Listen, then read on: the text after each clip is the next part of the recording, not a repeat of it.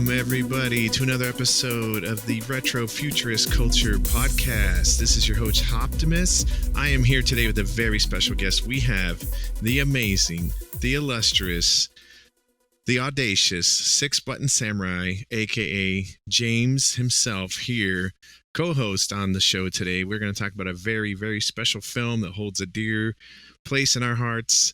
The 1987 release of RoboCop. At the time, polarizing film that was noted for maybe being a little too overly violent, but in retrospect, it's almost become a landmark film, as in predicting future trends that have gone on since the film was made. Welcome, James. How are you doing today? I am great, Mikey, and I'm really excited to pick this movie apart because I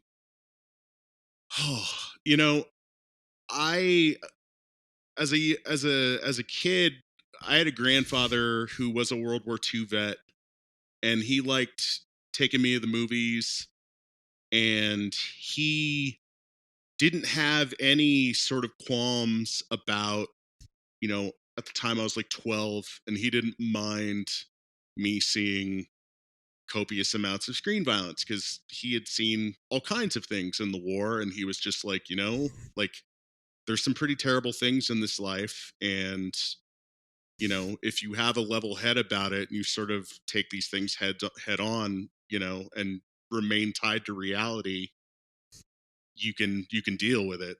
But at the time, I had already seen The Terminator. I had already seen Aliens. I had already seen things with really intense, what I thought were really intense amounts of screen violence. But I can remember seeing the credits come up to RoboCop, which are just in this very stark capital Helvetica font, and just feeling completely shocked. Like I was shocked from what I experienced on screen. Like it rattled me to my core. I mean, let's before we go too deep into that, so anybody that hasn't seen the film, 1987 film RoboCop is a story of a police officer who is brutally murdered in a crime, and then his body is used by a corporation that is now running the police and turned into a cybernetic cop on duty who's supposed to be like a super cop with no emotion. It's going to crush crime in old Detroit so they can make way for a new future city so all the rich people can stay rich. If that sounds familiar, that's because this movie was way ahead of its time. But anyway, similarly, James, I remember seeing the movie. Interesting, this is going to be kind of freaky. I saw the movie in the gym that I work in now, but at the time it was a movie theater. Yeah. Wow. And I remember my dad took my brother and I, because we watched all the same, like we had seen Aliens and Predator and all that stuff. I don't remember which came first, but I think RoboCop was after Predator, right? Was Predator 86 or 87? Predator was also in 87, but I'm feeling like it came out earlier in the summer. Than RoboCop? Okay, I don't remember the details, but I do remember vividly in RoboCop, there's a scene that was so, like, I had never seen anything like it. It actually made me kind of sick, and I actually ran out of the theater for a second because I thought I was going to lose my chunks because I was like 11 years old. I was like, holy crap. But anyway, yeah, so it was polarizing a little bit, that part of the movie. But so, we have the base idea of the movie, directed by Paul Verhoeven, who's gone on to direct a lot of other really interesting things. What would you say, what's his, as far as directors go, what do you think attracted him to this film? Well, there's a really interesting story in the making of materials where Paul initially read the script for RoboCop, and just based on the title alone, he was like, what is this trash? And his wife actually took a second look at it later and came to Paul and was like, you know what, Paul, like, there's actually a lot going on with this script, and I think it's more you than you realize. And the thing is, I think a lot of people in just thinking about the title RoboCop, it sounds like your kind of garden variety 1980s, like straight to video trash B movie, you know? Right. And the thing was, Paul was a very young boy in the middle of World War II, and his city was bombed repeatedly. And so he, at a very young age, not only saw the horrors of fascism and war, but I mean, with his own eyes, he had very literally seen bodies burning in the streets. So he's had these very strong feelings about this kind of thing throughout his entire career, and a lot of his movies deal in very explicit violence and sex, and he definitely is someone that is content to play on the dark side of things. And what's really interesting about this film is it not only takes those things into account, but it's also an outsider's view of America. And this was somebody looking at the things happening in America in the 1980s under President Reagan and said, wow, like there's some things that are moving in really strange and wild directions. And after that sort of prodding by his wife to take a second look at the script, he said, oh, like there's some things that I could really begin to play with here. Right. And what's really crazy is what was once sort of satire of America. It was a very like exaggerated version is now kind of what America actually is, and it's somewhat depressing that that's what it's come down to. Mm-hmm. Like watching the movie now is like, wow, this isn't too different than what's on the news all the time, other than we don't have cyborg cops yet, but a lot of the other things that happen in that movie. Right. I mean, there's a particular line uttered by Ronnie Cox's character. God, why am I blowing? I can't think of his name. Dick Jones. Dick Jones, at the beginning of the film, when there's this meeting at the Omni Consumer Products Corporation, which is the company that runs the police department, they have this meeting where they unveil what is their first idea for a law enforcement robot that ends in this particularly gruesome murder. But Enforcement Droid 209. Yep, Ed 209. And one of the things that Dick Jones says that was an unbelievable forecast into the future is when he says, we've gambled on industries traditionally regarded as nonprofit: hospitals, prisons, and space exploration. I say good business is where you find it. Oh, and at the time, yeah, that was wow. I didn't even catch that, and I just rewatched it the other day. Yeah, I mean, at the time, like the idea of privatizing those things was kind of a corporate wet dream, but we very much moved in those directions on all of those fronts. I mean, you've got Elon Musk now with SpaceX. You've got all of these massive conglomerates that run prisons and, hospitals. Began a transition into private hands much earlier than that, but it's definitely become what's considered a profit center rather than, something altruistic that has to do with people getting health care. So, uh, yeah, I mean, that's an incredible thing to have as this sort of, you know, 33 years ago, just sort of calling that. And it was kind of this hyperbolic, goofy thing at the time, but freakishly prescient. Applies to a variety of things in RoboCop. Right, even Omni Consumer Products. I mean, that's you could say that about so many corporations now that are all doing the same thing where they're screwing over everybody to make a profit for the top 2-3%, right, up the chain.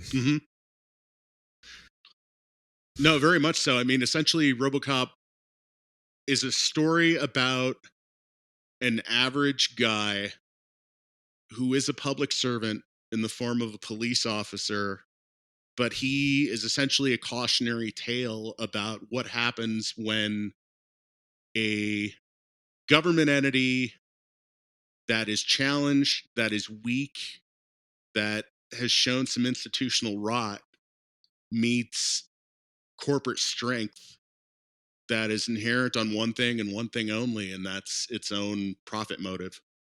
Right.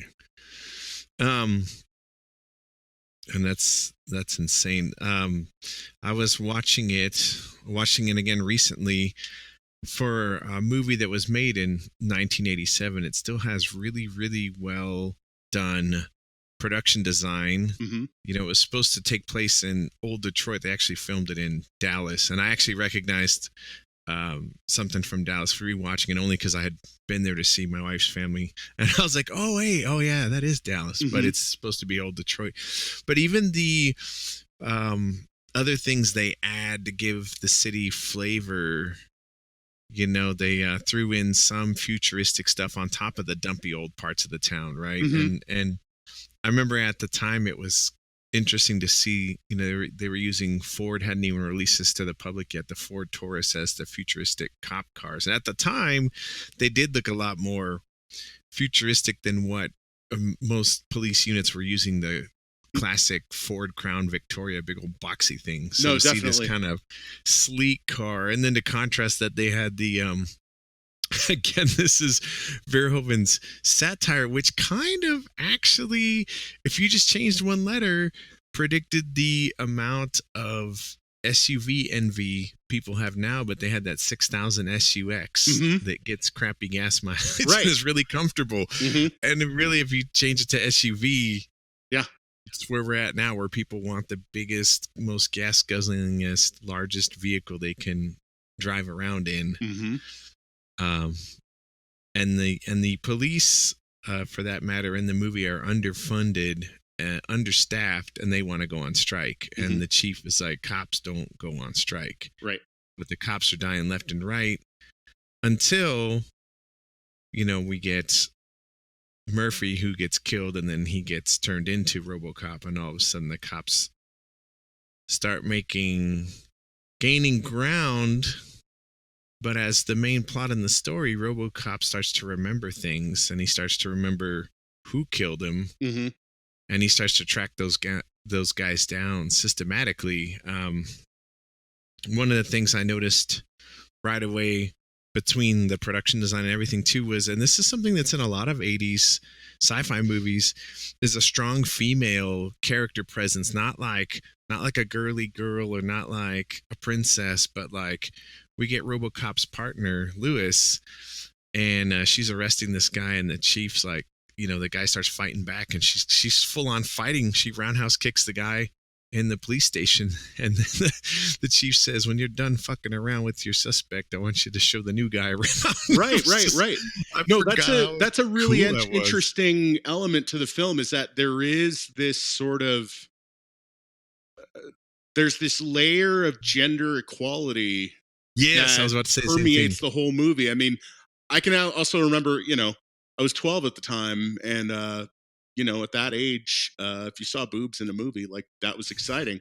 And there's this Even one sweeping sweaty shot locker room. in the locker room Yeah. where these two women are like putting on their body armor, and one of them Dude, topless. I'm But in it's my it's 40s absolutely and I still passed notice. right over. Like, it happens so fast, but it's also seeding this idea that, like, we've seen Lewis, like, kick the shit out of a suspect that was fighting back, you know, coming into the precinct, and then these other women that are also griping about the situation overall, like their labor situation, and they're both putting on body armor. So yeah, I mean, that was definitely a thing that, like, it just stuck into my brain like a little thumbtack. Like, whoa, like this is like, there's this unisex locker room, and it's just like no big deal. Yeah, and it's really cool to see that. Yeah, that he had pushed that into the film, and like Lewis was just as capable, if not more capable, than any of the male cops in the movie, and by the same token, the criminals didn't treat her really like she was less of a cop either. Nope. they took her seriously. They're like, oh crap, this lady's tough. So we get Murphy.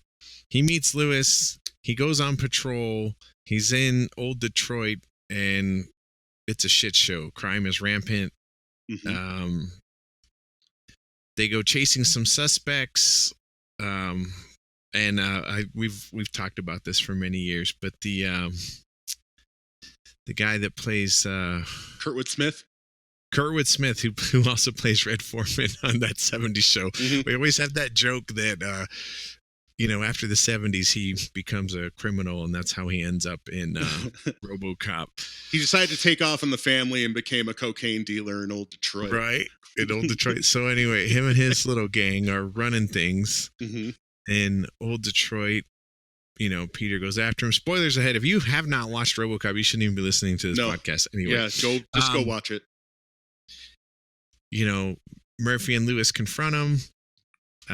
Lewis gets knocked out early, and then Murphy is systematically butchered. Yeah, like there's no other way to put it. I mean, it was hands down the most shocking screen death I had ever seen to that point. It's still pretty up there as far as the audacity of the scene. Like, first, he takes a shotgun and blows his hand off, and it just explodes. It explodes. The whole hand just disappears. Right. It's this very visceral, old school, in camera physical effect. Yeah, and it's nauseating to look at. It really holds up. That's the scene where I was a kid. I was like, what is this? I'm losing my stuff here. But it's also their attitudes while they're doing it. I mean, this they is have like no qualms about it. They are thrilled. Like, this is a day at the park for them. I was gonna say it's like a baseball game. They're just like dun dun dun. Right. No, I think they even use sports metaphors. Yeah, in that's the middle right. of that. Yeah. Of course, Clarence also, he's kind of like, he's weirdly obsessed with sports, actually, because he even refers to the Tigers later on. Well, if you're in Detroit, that's right. That's all you could look at the time. Right.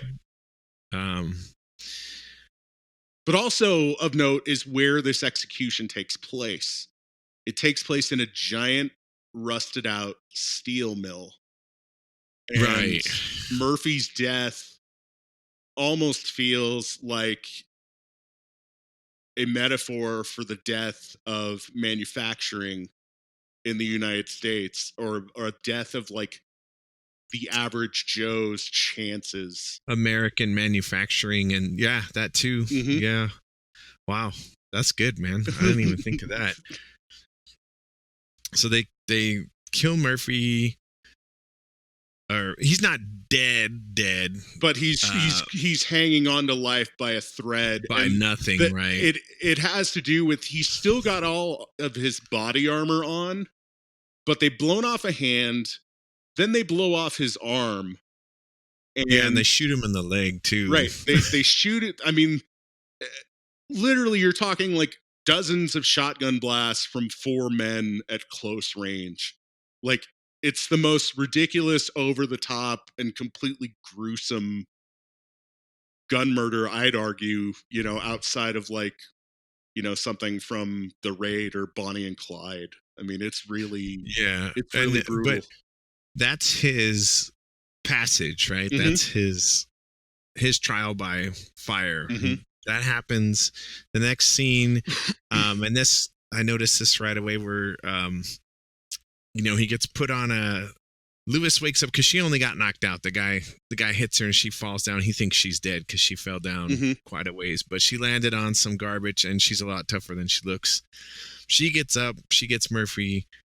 They go to the hospital, and it has the classic what kind of lens is that? They use that really wide angle, almost like a fisheye Yep. lens in all the hospital scenes where everybody, like, the view's really weird, and they keep trying to resuscitate him. I mean, I And think from it's this point on, for like the next 10 minutes, the whole movie is from Peter's eyes, but we're seeing it kind of first person, right? And so we're experiencing him sort of dying. Well, that's the thing. He's conscious, but he's really far away from everything. Yeah. He flatlines, and then the next scene is, and you can tell something has changed because when we wake up, we aren't where we were. We now have like better vision, and you can hear things, and he's obviously been turned into something else. And you hear them talking, and you hear a woman say, "I was able to save an arm," and he's like, I didn't want the arm. What do you want? And he talks to the guy. He's like, "What do you think? Should we keep the arm?" And he's like, "Well, technically, he's our product. So if you don't want the arm, we can get rid of it." And he's like, "Lose the arm." Right. Well, also in that, the moment Murphy wakes up, it's from this vantage point that we've never seen before. It's this weird, crystal clear but slightly pixelated video. That's what I meant. Scan The lines. the vision changes. Yes, we have scan lines. Right. And I mean, immediately you're just like, well, what is this? Because literally the last thing you hear is the doctor calling Murphy's time of death. Yeah. And the entire screen goes black, and it goes silent for a moment. And then when he wakes up, it's like this. You hear a boot. Sequence, and it flickers to life like a monitor being turned on. Hey, this is Charlie, Triple C, from Brevity Box, a new and interesting podcast from the Ruminations Radio Network. If you're a fan of podcasts, we have a lot of great content to offer. Come check out our diverse group of podcasts and hosts at ruminationsradionetwork.com. Yeah, and that's our transformation, right? All of a sudden, Murphy wakes up, but he's not Murphy anymore right now, at least not yet. He doesn't know what he is. His programming is running the show, and he's unveiled to the public and the police department. They're calling him RoboCop. He's a product. He's made by Dick Jones's rival at OCP, Bob Morton, who he's a young exec who's gunning for a top position. And all of this, the intertwined plot is really, really well done. And the interesting thing is, I read this too. The original inspiration for RoboCop came from another of both of our favorite movies. The guy that wrote the screenplay for RoboCop original version was inspired by Blade Runner, who was sort of a cop who hunts android. And he's like, well, what if we make an android that hunts criminals? And he took the thing and flipped it around. I thought that was really cool. And throughout all of this, besides the amazing direction, production design, great script, good acting, we also have something else that really holds this movie together, and that's that soundtrack by Basil Palladores, who also scored one of my other favorite movies, Conan the Barbarian. He does such a good job of making the music sound futuristic, but it's not. I don't know quite how to explain. Well, there's this sort of industrial motif that runs through it. Like there's this clanging of hammers that sort of drives the music. Like it's more like the rhythm of it sounds like gears and hammers colliding in this industrial manner. And even at the very outset of it, it doesn't start with the RoboCop theme. It starts with something that sounds like it comes more from a horror film. Yeah, like true. It's just sort of, you enter by way of this aerial shot, gliding over the real Detroit, actually. Right. And it gives way to this RoboCop logo that has this sort of static flicker. And then from there, we immediately go into the satirical media break segment, which in itself really forecasted like where cable news would go. I mean, at this time, CNN was still in its relative infancy. There weren't a half dozen cable news channels. There wasn't headline news, which is just the day's news repeated every 30 minutes. It was much more like your era of 3 networks doing the news, but it even sort of saw that kind of rapid fire, like news Right. broken And I up gotta in these wonder. little nuggets of things. Yeah, and around the same time, actually a year before RoboCop hit the theater, 1986, Frank Miller's Dark Knight Returns hit comic book stores, Mhm. the graphic novel, and Frank Miller did a very similar thing. And I don't know if it was just the feeling, and Dark Knight Returns itself is almost a satire in the same way of RoboCop. They almost have a similar story, and that's probably why they recruited Frank to write the sequel. But we'll get into that maybe some other time, not today. But the way that the news is presented in The Dark Knight and in RoboCop is almost identical. And it's kind of scary because that's exactly how the news is now. Mhm. Like if you watch any of those cable news networks for 15 minutes, you feel bombarded with just stuff, and like you feel almost stressed out. Like Right. watching it, like what just happened to me? Did I get shot? It's basically a fire hose of information. And the thing that makes it even more dangerous is that we have all of these channels now that come with their own specific ideological bent. So whatever Yes. it is, wherever it is you fall on the political spectrum, there's a specific channel for you that'll keep you sort of safe and happy and in your own bubble. The film doesn't really exhibit that, but there's also a very strange and darkly funny moment where at the very beginning media break, we learn that an officer has been gravely injured in a shootout and is in critical condition. And at that moment, the network anchor breaks and just says, "Good luck, Frank." Right. And it's really like, that was super unsettling at the time, because I was like, God, like this is really, really, really like unbelievably jaded. But I mean, sad to say, once again, it really sort of saw where things were going. Yeah. And so then we, when one of the things that's neat too is how they link how Lewis sort of finds out for sure who RoboCop is when she's first with Murphy. He does this gun twirling thing, and she's like, "Where'd you pick that up?" And he's like, "Oh, my kid watches this show, TJ Laser, blah blah blah." Mm-hmm. And she remembers that because later on, when RoboCop shows up at the police station, they're at the firing range, and all the cops are freaking out. They're like, "This guy's gun's crazy!" It's and the first time they've seen him, and they're just tripping the fuck out on him. So when he finishes at the firing range, even though he doesn't remember he's Murphy, all of his muscle memory in his brain remembers things, and he does the gun twirl trick, and his gun actually comes out of his bionic leg, and it goes back in, and Lewis knows that, or she has a suspicion that that's who it is. Mm-hmm. And it's kind of cool, and we as the audience get to see how she pieces it together while he pieces it together, because he starts going after. He starts going after crime, and while he's going after crime, he, of course, runs into Clarence Boddicker's gang members.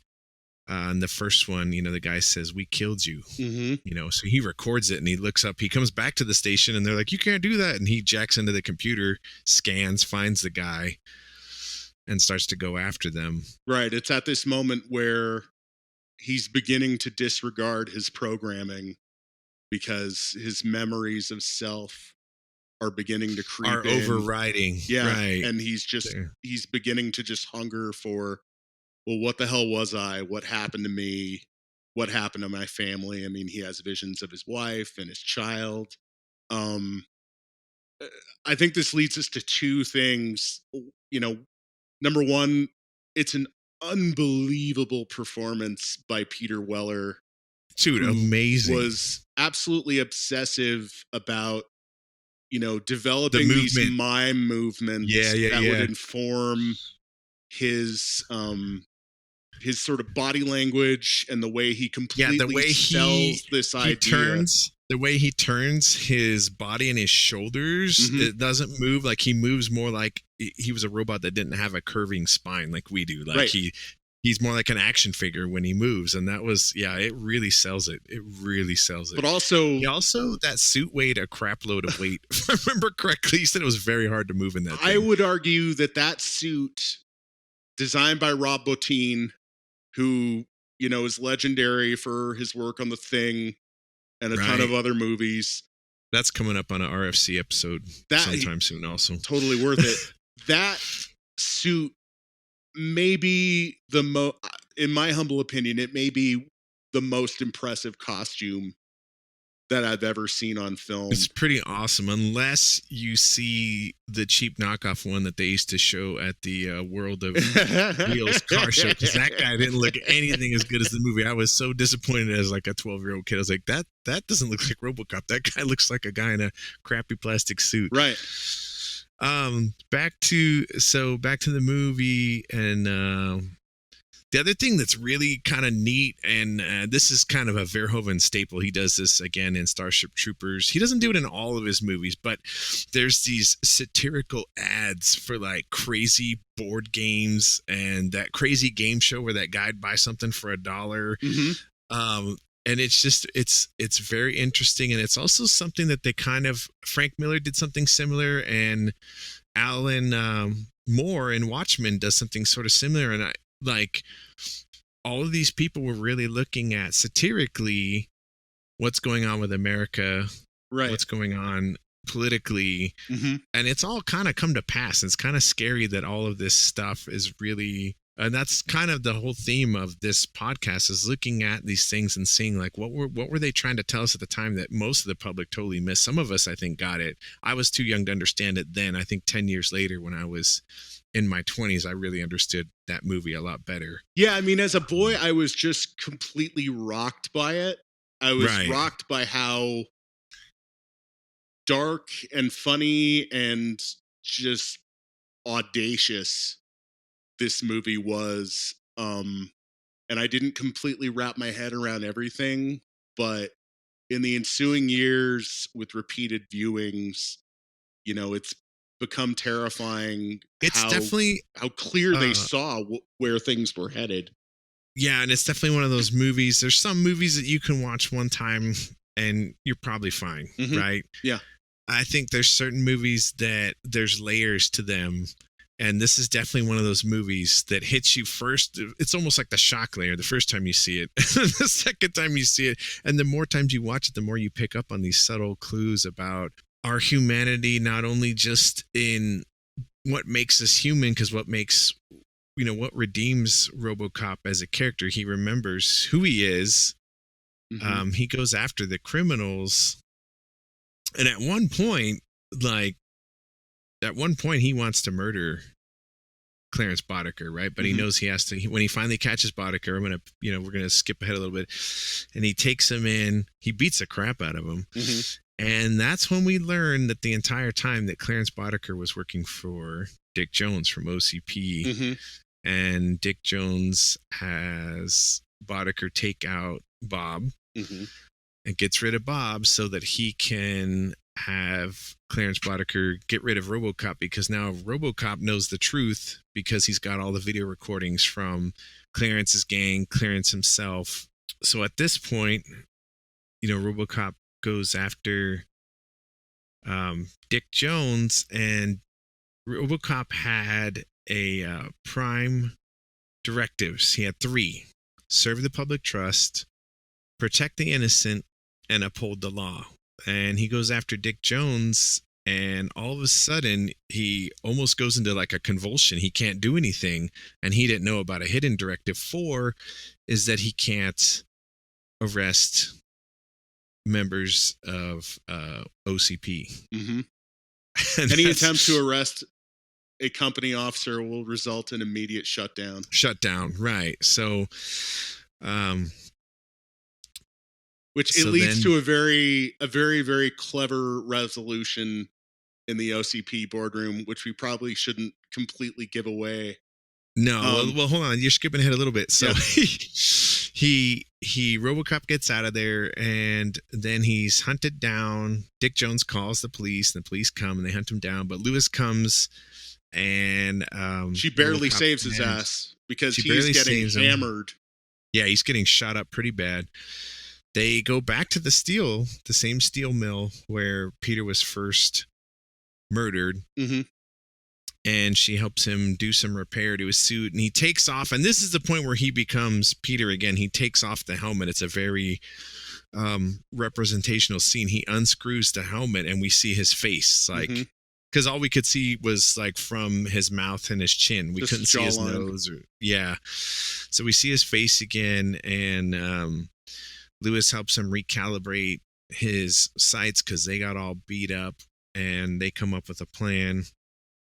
Unbeknownst to them, you know, Dick Jones gives Boddicker the tracker to track down RoboCop and gives gives Boddicker and his gang a bunch of those really powerful military grade weapons. The Cobra assault rifle, state of the art, bang bang, to go after RoboCop. And this is another part where it has some really gory, goofy stuff. I know Mitch was talking about the scene where the one guy gets hit with the toxic waste and he's like, help me. And he's all bloated and disgusting looking. Yeah, he goes full on Toxic Avenger before he goes splat. Right. And then Boddicker hits him with the 6000 SUX. So they go after RoboCop. He gets all of them. Just going to skip to that. And then he goes back to OCP to show evidence to the chief officer of OCP, the old man. And Dick Jones loses it there. And then Murphy finishes the situation. I won't spoil what happens there for those of you. But then the old man asks him, what's your name, son? And he says, Murphy. And at that point, we know that he's back to being Murphy. He's regained his humanity, at least in what would be his soul. He's regained what's left of it. Yeah. And that gives a little bit of hope and a much. That's the thing. I mean, it's an incredibly dark trek. Yet, we are left with this idea that if we stop being machines and remember who we are as people, there is and hope. Have compassion. Yes. Right. Yeah, exactly. There's also there's a number of great little tidbits. Didn't Phil Tippett do the stop motion animation for Ed 209? Same guy that did the stuff on Empire Strikes Back for the Tauntauns and whatnot. So there's a great part, and they have to have played homage to this in Borderlands 2, but there's a great part when Ed 209 can't go on stairs. He just tries to go on the stairs and he falls down, and I feel like there's a scene in Borderlands 2 where Claptrap's like, stairs. I feel like that was their little nod to Ed 209. Yes. Real quick before we wrap this up and give a little shout out to your project here in a minute, but we have a couple questions. One from Mr. Mitch from Ruminations from the Red Room. He asks, if he is part machine and part man and all cop, which side does he land on during Judgment Day, and how would Skynet view Murphy? So if there was a crossover between Terminator, and that's why I'm glad you're on here. Which there was. Even though there were comic books, there was a comic book and a video game. Right. Even though I love Terminator, I know that you know far more about Terminator than I do. That would be interesting. I would think that Skynet would view him as a threat. I think Skynet would still view him as a threat because even though he's part machine, he's not part of Skynet. Right, exactly, yeah. So it would just be discarded as like human trash / rival product. So they'd hunt or kill his ass. Sith from the Tag Discord said he thinks that Skynet would just get rid of his human part of him, but I feel like I think they would probably just decide to scrap RoboCop altogether and get rid of him. It'd be more efficient to just wipe the map with him. Yeah. Or nuke the Cypher Morbid. Anyway, so wrapping up RoboCop, amazing film, way ahead of its time. Little on the violent side. A little. But it's not without its merits. And well, that's the thing. I mean, the violence in RoboCop, it's not, this is in the middle of the 1980s action heyday. I mean, literally Predator came out the same year, but none of the violence in RoboCop really comes off as like exciting or Right. No, enthralling in the right. way that you No. read it in Right. conventional action films. I mean, like I said, I mean, Murphy's execution is a genuinely sickening moment. It is. And there's a variety of incidents in this that do not feel good to look at. The only time that we're sort of cheering is when, we want Murphy to survive. We want That's Murphy to about figure out who he is. And we would like to see him get some small measure of vengeance over the gang. But it's far more in the parlance of character rather than like, you know, watching an episode of like G.I. Joe or Transformers. no, exactly. Yeah, it's not without its service, and I think it's meant to almost disgust you at how far we can go at hurting and killing each other. Mm-hmm. And then like the redemption, and yeah, it's a very powerful movie. Like I said, it's a layered movie. On the surface, if you just watch it without paying any attention, you're just going to find it a violent science fiction trope. Mm-hmm. But it's a lot deeper, and I think that Verhoeven's really clever at layering that stuff. He may not even know how clever he was at layering that stuff, but I think he does. Well, I mean, the striking thing that I didn't pick up on for a long time, in an interview, he sort of said that he came to regard Alex Murphy / RoboCop as like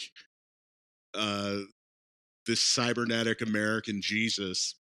And I never really noticed it until later on. But I mean, literally at the steel mill towards the end, the finale of the big shootout takes place in this sort of area that's been drenched by water. Yeah. And literally there's a moment where RoboCop basically walks on water. Right. Yeah, that's a great scene. Mm-hmm. Oh yeah, 100%. So I just wanted to throw a shout out to you for coming on the show. That was a lot of fun. Thank you, of course, for having me.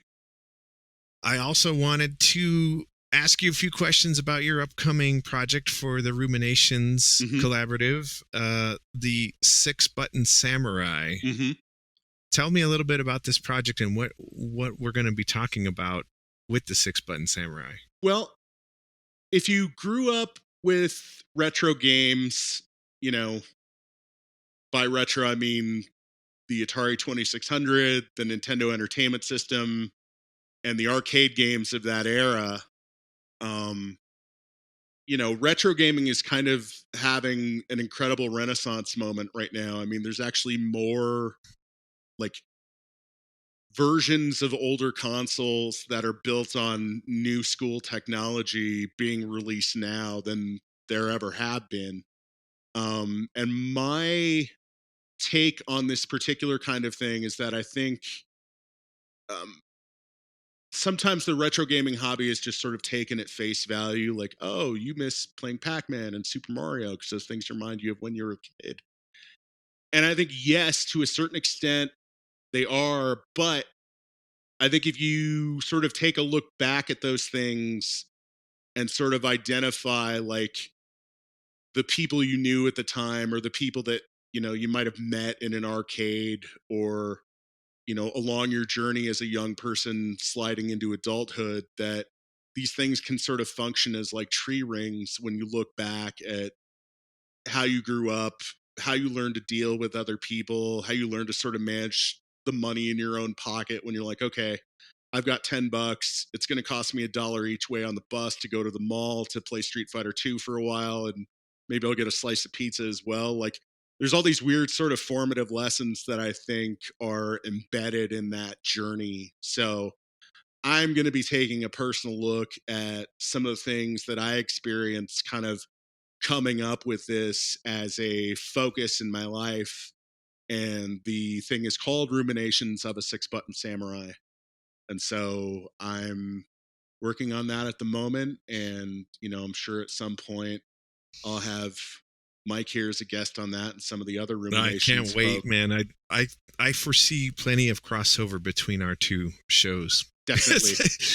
There's definitely a few games that definitely fit both of our themes. I think that would be really fun to do those together. Faux show. That's awesome. All right, let's close this buddy out. Thank you for listening to the Retro Futurist Culture Podcast. If you enjoy this podcast, please like and subscribe on your podcast distributor of choice. Please like the other Rumination of the Red Room family podcasts. Check us out at ruminationsradio.com. We have lots of content coming up, lots of great stuff. Thanks again. Thank you, Six Button Samurai, aka James. It's always a pleasure. Always, Mikey. Let's roll on out of here. Peace.